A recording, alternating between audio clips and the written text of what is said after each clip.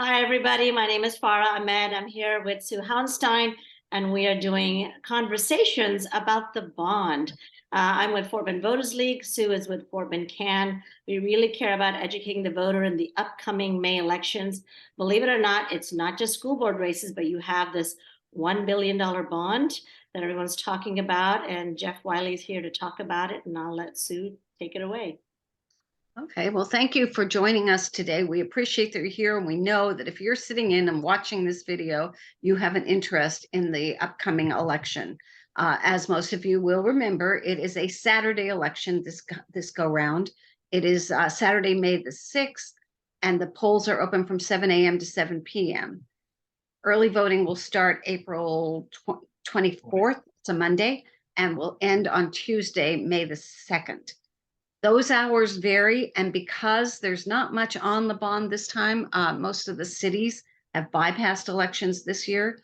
So what you've got is school boards and a couple of mud districts and things like that, and the bonds. So we want you to check and make sure that your normal polling place is still open. You can verify that by going to the elections office website, and I'll give that to you at the end. So joining us today is Jeff Wiley, and Farah and I have been here, both of us have been here for decades, and we've been through a lot of bond elections, and Jeff Wiley has been involved in, even if nothing else peripherally, for decades. So Jeff, if you'll take a moment to introduce yourself, we'd Boy, that appreciate it. makes us sound old, doesn't it? We are old, honey. Thank you for inviting me. As I said, my name is, or as you've said, my name is Jeff Wiley. I'm the president and CEO of the Greater Fort Bend Economic Development Council. We're a 37-year-old organization that is really focused on quality development, not growth for growth's sake, but growth for quality's sake. And foundationally, why we're interested in this is that our history has been that the two biggest attractions to our community have been, by and large, really nice, well-planned communities and our public education system. Those two things are the foundational rocks under which we've built this demographic juggernaut of diverse ethnic, cultural diversity, plus the highest household income of any county in the state and the region. We're the fastest growing county, one of the fastest growing counties. All those things didn't come by accident. They came because of some of these things that people want, and the ability to educate their kids in the public school system without spending a lot of money in private schools has been an attraction element for the last 40 years, quite frankly. That said, we're interested in this because what, as my predecessor Herb Apple once said, schools are like magnets. If you have really good schools, they are a huge attraction element to your community. And the opposite is also true. If you let your schools decline, they become repellents. They become, companies don't want to move here, and people don't want to live here, and all of those things are important. So as we continue to forge, Fort Bend County is only half built out at this point in time, and those things are important. We still have some new growth in Fort Bend ISD, although it's the district that's probably closest to being built out besides Stafford in Fort Bend County. And that has its own unique set of challenges. So we're in kind of a greenfield growth mode in Fort Bend ISD, but we're also in a redevelopment mode with some schools that are as old as 62 years old in our or older in our system. So that's really why the EDC, or the Fort Bend Economic Development Council, has a great interest in this. Right. And I know you personally, just as a resident of Fort Bend, and of course, as a business leader in Fort Bend, you are, in full disclosure, you are in support of this bond, and you've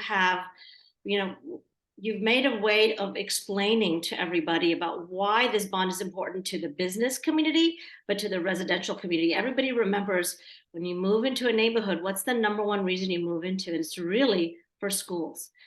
People have forgotten that cities have amazing amenities, and cities are always reminding us that they don't have much to do with schools, but they also understand too, in terms of growth and quality, having good schools is really important for a healthy economy for the city. And again, to attract amazing talent and families and growth. So really want you to kind of help us explain maybe some of the myths that you've heard also about this bond. This number is so big, but I think you can break it down because I believe there's 3 options on the ballot, which they're not necessarily connected. In fact, like one could pass and one could not pass. There's that possibility. If you can tell us a little bit Sure. about each option. Well, let me say first that both the Fort Bend Chamber and the Fort Bend Economic Development Council have passed resolutions that represent both small and larger businesses that they want to see all of these propositions passed. And the reason really is it goes back to what we just discussed, which is we want our public schools to remain in a high quality position. We want our education levels to be raised. We want our facilities to be state of the art. All of those things are contributing to a healthy, prosperous community that can grow together. But historically, we've been the governor, if you will, on the pace by which they spend capital dollars. In 2014, actually in the 2007 bond, we supported it on a condition that they would set up something called a bond oversight committee. And we said, you know, we don't know much about it. We know you need some schools right now for the new growth areas. We're willing to help you support it. But after that, we want people from the business community and from different areas in the Fort Bend ISD district to join in and kind of monitor how you spend that money. And that started over a decade ago. In 2014, they came in with a bond package, and it was something in north of 680 million, I believe. And we said, no, you know, if you can do this under your current tax rate threshold and be under 500 million, we'll be supportive of it. And they did. Now, they didn't do some things that they probably should have at that time in terms of life cycle issues with facilities. They couldn't accommodate that and keep the tax rate pretty stable. In 2018, that happened again. They came to us with about $1.6 billion in need in new schools and fixes to old schools. And we said, $1 billion, let's keep it under $1 billion. And they said, okay, we'll do that, but we're going to have to come back in 2021 and probably get the rest of that. Maybe it's 600 or 700 million at that point in time. Well, 2021, COVID hit, and we're in a situation now, it's 2023, and all of those things that they intended to do in 2021 have just gotten bigger, have expanded, and they've gotten more expensive, particularly with this inflationary impact and supply chain issues of COVID. So in hindsight, it would have probably been better that we did it all back in 2018. It's certainly from the long-term perspective. But that's why we feel so compelled right now to see these through, because you can only forestall these changes so long before it gets more expensive and your options become fewer and maybe more significant. So we're invested in trying to see this through. I'm getting the idea that the bond oversight committee has really been kind of a check on kind of the traditional view that people have of the board of trustees, that, you know, they just put out a bond number and it looks like a huge number, and you've tried to be like very kind of put some fiscal constraints saying, what can you do now? What can you push on later? But it looks like later has now arrived. And you, like I said, we mentioned the 3 proposals or 3 options. If you can go in a little bit more detail, and whenever you're ready, you can also share a screen if that helps kind of explain the 3 options and really invite us into understanding why these 3 options, all 3 are very important. Yeah, I'll be happy to do that. These are, can you see that? Yes. Is that popping up? These are Fort Bend ISD slides that they've got. There's 3 propositions, Proposition A, Proposition B, and Proposition C. Those are statutorily required now from the legislature. And I'll talk a little bit about that. But Proposition A, this is in total, It's a $1.26 billion package, and the majority of which is in Proposition A. Now, Proposition A is kind of split between a few things. It's got $591 million for aging schools, and I'll show you how to get information just a little bit later in this discussion on each school, or the school that you have a great interest in, on a different website. But it's the big one. It has a host of things that is being addressed. So 61 schools are going to have mechanical, electrical, plumbing. 20 have roof repairs. 34 have flooring changes. 21 schools have playgrounds or walking trails. They've got to redo their fountains and some of the restroom updates. All of those things are in Prop A. You go down, there's foundation issues. Clements High School is being rebuilt in this deal on site. So what they're going to do with Clements is they're going to build a new school on the athletic fields and in the parking lot today, closer to Sweetwater Boulevard and Elkins, the corner of those. And then once that's totally built, they'll end up tearing down old Clements and reversing the layout and putting the athletic fields on the other side. Why do they have to do that? Well, they looked at it, and just to fix the old school is going to probably be $100 million. Now, why is that so expensive? Well, if you'll remember, one of the things, the biggest issue is foundational issues, quite frankly. Clements is the whole weight of that school sits on the ground. It's called an on-grade, an on-slab foundation, not a structural foundation. And if you know how drainage works in First Colony, all of the drainage that happens when we have large rains, it works its way over by Clements High School, the ditch by Clements High School, and then it empties into ditch H, which is over by Costco, and runs into the Brazos River. That's where all the drainage happens in the district. So that land, as it is wet, it expands, and so does the foundation with it. And as it contracts in a drought situation, it contracts, and that foundation's moving as it does it. What they have to do now with modern engineering technology is they pile drive these things all the way until they hit solid rock down there. And they'll do that, and that's called a structural foundation. And so one of the reasons that Clements is so expensive to fix, whether you keep the school or you do the new school, is you've got to build this structural foundation to underpin this, because our soil is not very good. Okay, so that's why we keep hearing about Clements, because it looks like the largest renovation I've ever heard of. And but I know that there are other schools that are getting help also. I mean, I guess they're lucky enough not to have these foundational issues, but they still need some help.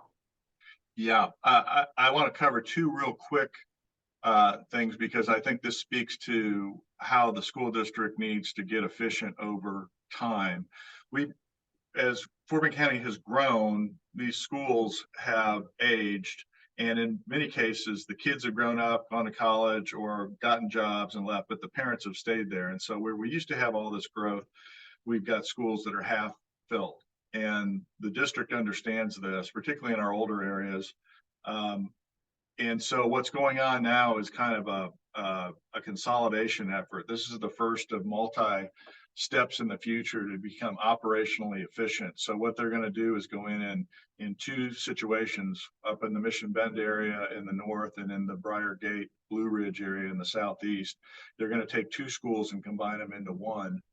They're going to essentially combine the schools into the less desirable school location that they want to dispose of at some point in time, tear the other facility down. In Mission Bend's case, Mission Glen will take actually Mission Bend will get all the students from Mission Glen and Mission Bend for 2 years. They'll start immediately after the bonds are passed if the vote is affirmative.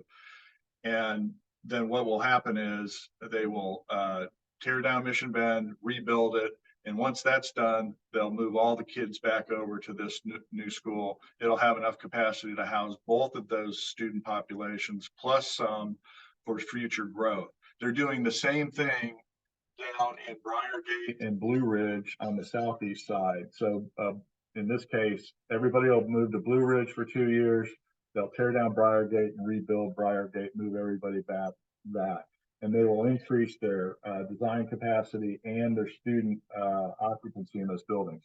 So there's also some new school construction in this. There'll be a new middle school probably down by Arcola and the 521 corridor for growth down there. There's a new elementary school. They're going to take an existing Ferndale Henry alternative school. They're going to ship those kids back to another location in the central part of the district and reform this. This will be less money instead of building a new elementary school for the growth down there. And then they've got another elementary school in this bond package for the Harvest Green area, which is exploding.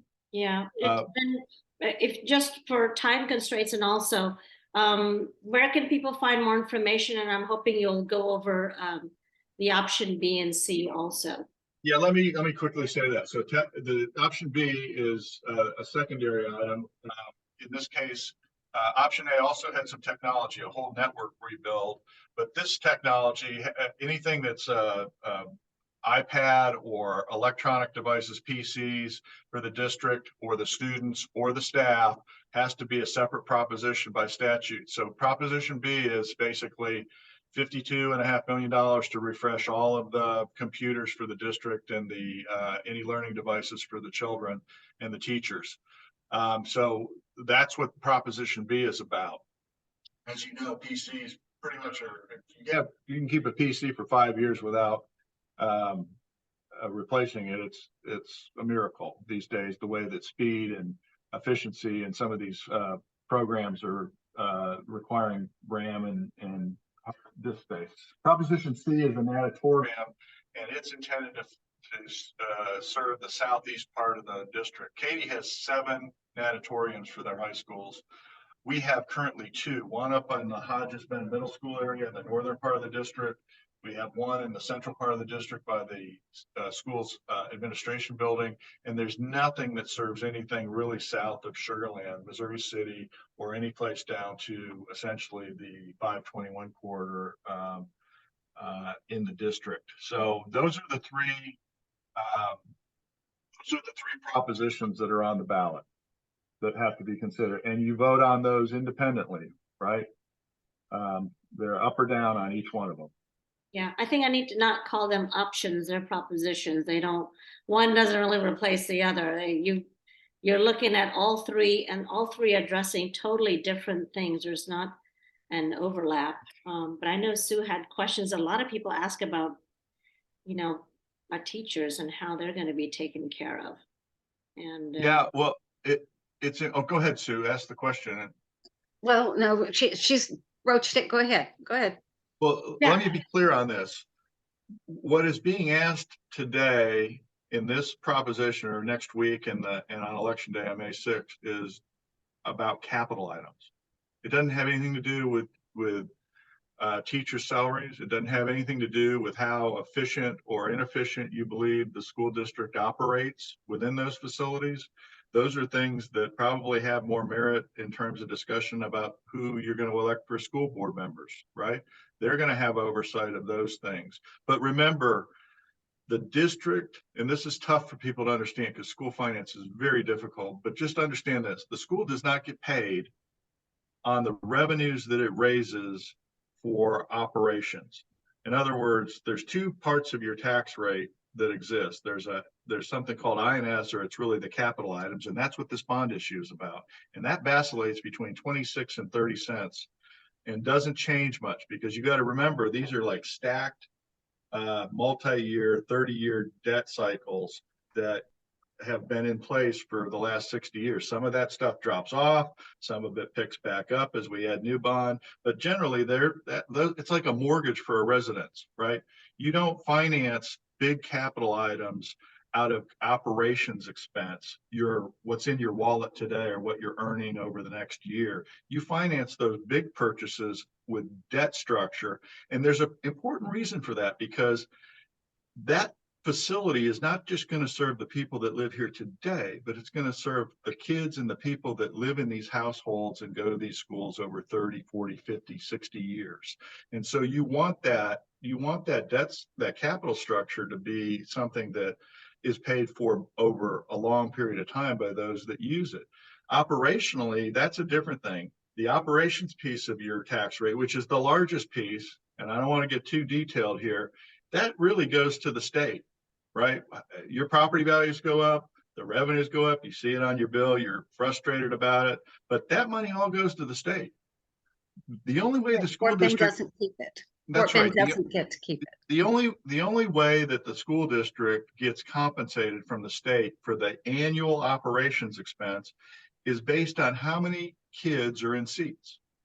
So, and they get a certain amount of money for each kid. And sometimes they get a little bit more if they're a dual language or not an English speaking language. And we got over 160 languages in Fort Bend ISD.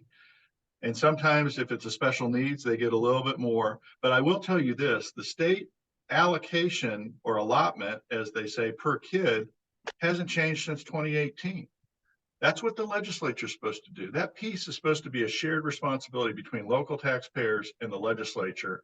And hopefully they'll lower the tax rate this year, the legislature, but we're probably at close to 40% of that obligation being paid by the state and 60% by local taxpayers. That's supposed to be about 50-50. So the state has an obligation to come in and try to lower tax rates for everybody on the M&O side. But what people need to understand is if they vote yes for the bond issues or they vote no for the bond issues, it's not going to affect the operations piece and paying teachers. That's not what this is about. This is about, are you going to keep your facilities up? Or are you going to let them deteriorate? That's as simple as that. Yeah. I think that the school district should be in the future, starting at least a year before any bond referendum, and start explaining to people how this works, because people do not understand that. And you explained it really well. It's extremely important to the education of your children. We're not just talking about putting in pretty tile. It's all about giving your children a safe place to be in a building that's not going to fall down around them. And I think, as you explained it, that's what people need to hear. Yeah, I'm going to just flash one screen up here real quick and share it so you understand this. Can you see that? Yes. Okay, so here's the tax rate from 2016, and it's stable, then it's starting to go down. Okay, but this piece right here, this is what we're talking about. This is what is long-term debt. And as you can imagine, it doesn't vary much because you have stacked debt over periods of time. Long-term, if you just stack 30 years, 30 years, 30 years, 30 years, every 5 or 6 years for the last 20 or 30, you know that some of that debt's falling off and some of it's picking back up as we pass new bonds. This basically takes care of this. It doesn't vary much between 26 and 30 cents. It's probably always going to be there. Now, if our values go up, it does help the school district. They don't have to return that piece of revenue. They can keep, when values go up, it does help them. And it may help keep this impact to the citizens lower than expected. And let me say what that is, right? The average, what they're projecting over the next 3 to 5 years is it might increase this tax rate back from 27 to 28 cents. That's a penny. Okay, so if you have, just for ease of math, if you have a $600,000 house, that's a lot. But if you just for math purposes, if you have a $600,000 house, that means $60 a year. This if you pass this, it means an additional $60 a year or $5 a month. If you have a $300,000 house, it's half of that. It's $30 a year or $2.50 a month, $2.50 a month. That's what that means. Now, I suspect what's going to happen here in this legislature is this rate right here is going to go back down. So net, you're probably going to have a lower rate next year in tax rate. But this piece is probably going to go up to 28 cents. Now, one other thing I got to tell you is that the district didn't have to reduce this rate in November of 2022. It went from 29 to 27. They could have kept it at 29 cents and pocketed that revenue last year and then come to you this year and said, we're not only going to do this 1.2, but we're going to lower the tax rate to 28 cents. They would have looked like heroes, right? Exactly. But that's not the point. The point is they lowered it for people last year because they could, right? And people people look at their tax rate and they don't understand that. But the district said, look, I can give a 2-cent reduction this year. And they did. Now they come back and they say, this is what I want to do with the money. This is what you can hold us accountable for. There's a whole bond package that they'll track and that they'll have oversight on. And they're asking for the rate to go up 1 penny. What that means to you is take your house and basically, you'll figure it out. If it's $470,000, for instance, that's $47 a year divided by 12, and that's your monthly impact. It's a pretty easy math equation to figure out at the end of the day. So, I mean, so what if these bond propositions are passed, the worst that could happen is your taxes go up by, let's say, $60 if you have a home over $500,000 appraised value. And you've shown that this has nothing to do with teacher salary. This is really just the infrastructure and building. And to do it now would be cheaper than to, again, kick the can down the road, because that seems to be what people don't realize. If you don't vote for this, you're just kicking the can down the road. There will be a portion where it'll be like an emergency and you will have to grab money. And if it's not from the bond, you're going to dip into the maintenance and operations. That is such an important point. Right. If you dip into that, you're going to affect teachers' salary, teachers' pay, things like that, because that's where their salary comes from. Is it not true? Right. So so generally these things are mutually exclusive, right? The capital items are paid for out of this bucket, and we're talking about facilities and things that you finance over a longer period of time. The M&O is paid out of this bucket and is based on student population, not on how much revenue is raised by a local tax rate. But if you don't pass these capital items and they don't go do the roofs and they have an emergency, you're exactly right. What will happen is they'll have to take money out of the M&O side, the operations reserves, to go fund that, because they can't let water come in on the roof. They can't let air conditioning not be in these schools. And usually that costs more if you do it that way in an emergency situation than if you plan for it and do it with a capital expenditure that's well planned. They try to get out ahead of this and analyze their facilities so they know that they fix something before it gets broke, right? Before it breaks. So that's important. So while they're pretty separate in terms of their buckets and what they're intended to do, if you don't take care of this, it hurts the things that are most important. Let me tell you one other thing that I get concerned about. And there seems to be a lot of trust issues with the district. Well, let me just say this. You've got a young board, and there hasn't been much continuity on that board. You have an election that's going to change things. Those people are elected to be oversight on activities. Excuse me. Those people are elected to oversee the bond package, but you really, at the end of the day, this bond package really needs to work independent of that, and you have a bond oversight committee to provide checks and balances. But these guys do the best they can with what they have. And I know people think it's too much, but I can tell you that we have been on them for a decade and asking tough questions all the way along. And this administration, the superintendent and the people that now work there aren't some of the people that made the decisions that people are calling into question now. I mean, these people, the superintendent's been there for like a year and a half, and the people she brought in under them, they're trying to fix these problems. If this doesn't pass, we're going to be spending time worrying about facilities and not focused on the things that are the most important, which is getting our education of our kids across the district up, right? And just think about that. Do you want your superintendent thinking about facility issues over the next couple of years, or you want her focused on delivering results on education?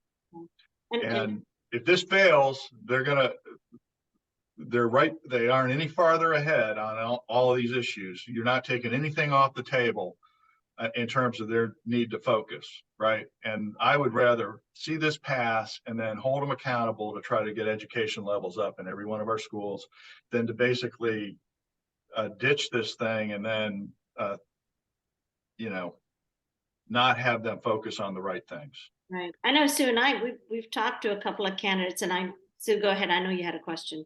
No, go ahead. I'm I thought it was happy to let interesting. you answer it. Yeah, no, I mean, in terms of the candidates, I mean, the ones that we interviewed, they were all for the bond. But Jeff, you've seen statements probably from most, if not all, the candidates, probably at least most, maybe saving one, and that they're all supporting this bond.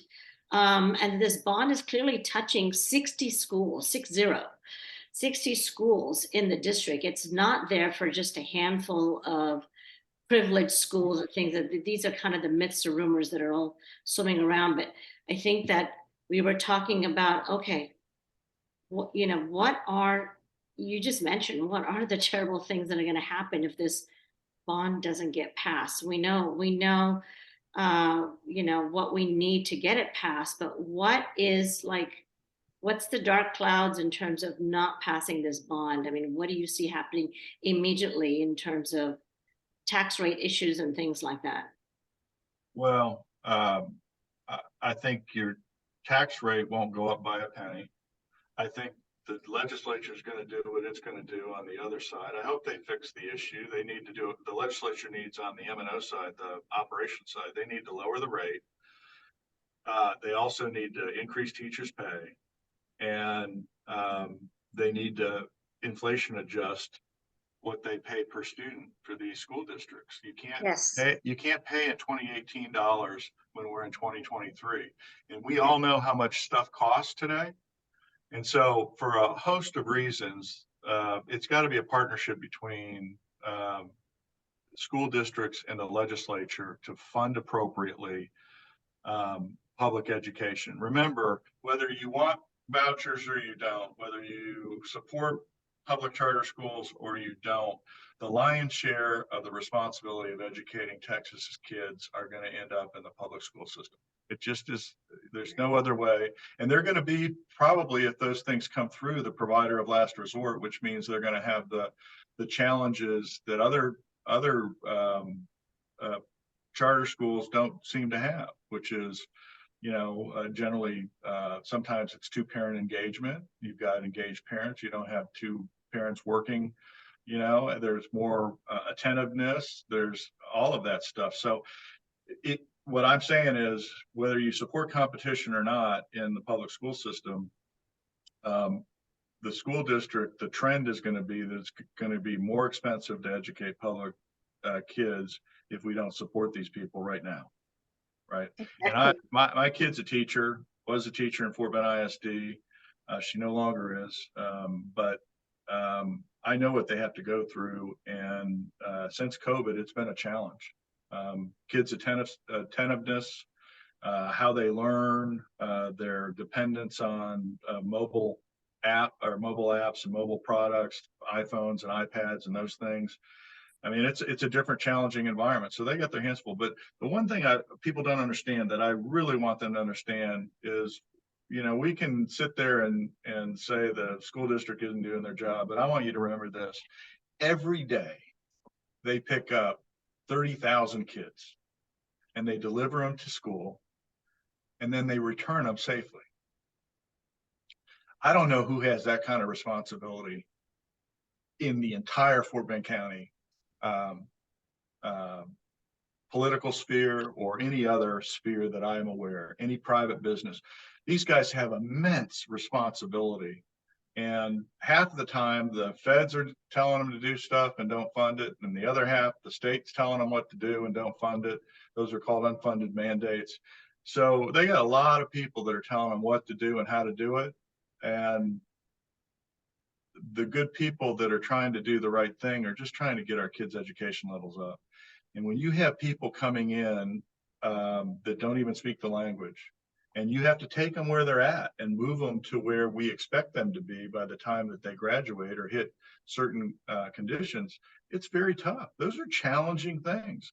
A lot of schools don't have to address that, right? So if you can pick which students you want in the public charter world, Yeah. you know, you don't have to take those things on. They don't have to take on special education, which might cost $30,000 or $40,000 a kid to educate, when they're only getting an extra allocation that doesn't even come close to what it costs to educate those kids. So I'd like people to just think about what kind of responsibility these school districts have before they vote, and to take one of these things off the table. That it shouldn't be a concern. We should build our facilities, we should maintain our facilities, we should keep them maintained, and we need to handle new growth and deal with older communities whose schools are falling apart. That if this bond issue passes, if nothing else, it takes that off the plate for 3 to 5 years. We don't have to worry about it, and we can have these educators and the people that are leading these districts focus on what's really important, which is raising the absolute education level of our children. And when we do that, our community benefits, we become a magnet for growth and for attractiveness, and we get all of the people that we've had so much success wanting to still come here and be here and not leave. That's important. Before you get off, I did want to do one thing, and I wanted to share with people where they can go. Can you see this? This is excellenceineducation.net. That's the website. It's an advocacy website. It's something that we control, but two places in particular that are important for you to understand. This, which is how they evaluate. People said, well, how are they making these decisions? Well, it's objective. They go to every school and they evaluate the roofs, they evaluate the air conditioning, they evaluate the toilets and the floors and whether they're in poor condition.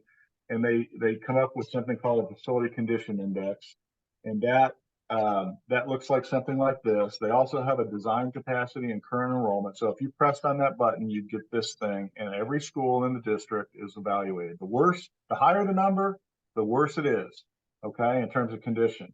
And if you go down to Clements, which has been a target of some discussion, you can see by 19 percentage points, Clements is worse off than any other high school in the district. So objectively, these are the ways that they evaluate who got the money. It's not based on age. Clements isn't the oldest school, but it happens to be the school by the drainage district or by the drainage area for the whole deal. And the structural foundation is the problem. They need to put one in. They don't have it. But you can look and satisfy yourself on the condition of schools. Anything over 40 is kind of a problem. So the middle schools are not that bad. They'll be doing whatever they have to do to those to keep them up. And then you've got these deals, which is where you have capacity issues and facility condition problems. They're going to have to do some consolidation. So you can see here's two schools that are being consolidated, and why. Because right now their enrollment at one school is 39%, and another school it's 41%. So together, when they rebuild Briargate, it'll be a new school. The condition index will go, this will drop off. We won't have to do any capital improvements to that school for a very long time, probably a decade, and we'll have a better occupancy. And that helps them operationally because it costs them about $1.4 million a school to keep operational. So every time they consolidate a school where they don't need it, or they consolidate two into one, they're going to save us on an operations basis every year $1.5 million.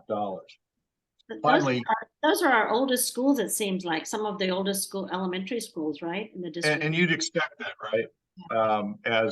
As facilities age, the older homes that you might see take a lot more money to maintain and condition. So I did want to just basically say one more thing. So on this website, if you go down here, you can see what's included by school. If you press that button, you end up getting essentially, let me say this, which tells you in this bond issue, if you go to that button, everything for every school and what's in it. Okay, so this is in this bond issue for Austin High School, there's $19 million. This is what they're going to do: roof replacement, plumbing system improvements, mechanical system improvements. They're going to do field house renovations. So you can go to your school on this list and go through here. It's it's high school, then middle school, and then elementary school. So every one of those things is pretty much there. And if you want to go to see about the past bond issues, you can go to their website, you can go down here to bond programs. And when you get there, you'll basically you'll see 2018 bond, you can go to that, and then you can look at a dashboard, and that'll bring up essentially where they stand on every project that they had promised or communicated in the 2018 bond. So I know that's hard to see. I'll stop the share right now, but all of this information is out there. One other thing I want to suggest to you is, while you're if you have some concerns, here's the Bond Oversight Committee. And if you go there, every one of our meetings and the material covered is over here. So people say, well, they're not being transparent. They're not telling us the truth. They're not doing this. They're not doing that. It's right here. They've shared this on every time we have a meeting. It's right here. Everything that's on here. This was right before the vote, right? So there's agenda minutes in other meetings. There's presentations. So, I think they've done. I can just tell you, I've been in other school districts. We have the same concern about growing effectively in some of the other Fort Bend districts. And without a doubt, the oversight on this bond in this school district has been leaps and bounds beyond what other districts, or at least in terms of our oversight, has happened. So I feel pretty comfortable. I wouldn't put my name or my organization behind this if I didn't think that this was a well-crafted, well-understood package. And, I hope that everybody will look at it, make their decisions, but I really do hope that you vote for this. It's very meaningful to us. If this doesn't pass, I don't know what the implications are, quite frankly. I think that we'll start to be perceived much like HISD, and that is not a good thing for us. Yeah, it shows maybe that the residents and voters, we just don't have a commitment to long-term education. These things are very important. We don't have the funds to do all these capital improvements right now, and the bond is the only way to get that funding. But I'll let Sue close it up. I want to thank you, Jeff, for your time in this, and we'll definitely make sure that everybody understands that they can get all this information on the website, that the Bond Oversight Committee has been very transparent, and that you feel that this bond is very fiscally responsible in terms of what is needed from the citizens, the commitment that we need from the citizens and voters to support education throughout Fort Bend. And our job's not done in terms of oversight, right? It continues. It's the same questions will be asked on this package as they implement it, as has been in future or past bond issues. So we're committed to doing the right thing and making sure that they perform and deliver what they say. Yes. And I think those people who are saying that it hasn't been transparent, or the district has not been open, truly just haven't done the research. I mean, they're not hearing it, so they don't think it's out there. And I think that is, Far, you're right. We need to make sure that people know where to get this information. And we'll make sure we get it on our Facebook pages and websites and all of that. Thank you, Jeff. You've done an excellent job explaining this. You covered it well. I didn't expect any less from you, so you did a great job. I want to make sure that people remember the excellenceineducation.net website. We'll publicize that also. And for those of you who don't know about the Fort Bend County elections website, it's fortbendcountytx.gov. And you find everything there about you'll have to dig a little, but go to the box for government and elections and follow through on that. And down in there, there'll be sample ballots. They have lists of polling locations. They have all the things you need to take with you to the polls. They have just anything you could possibly need about the upcoming election.